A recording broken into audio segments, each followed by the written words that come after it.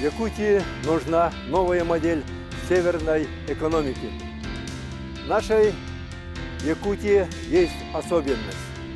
Кроме наличия крупнейшей корпорации по добыче алмазов, нефтегаза и угля, почти отсутствует местная промышленность.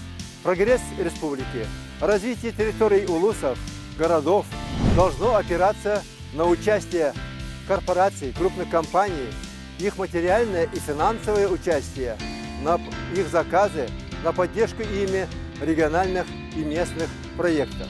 Владельцам корпораций, больших компаний, надо быть лицом к якутянам.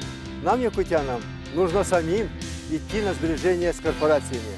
В этом велика роль местной и республиканской общественности. За республику. За Егора Жиркова.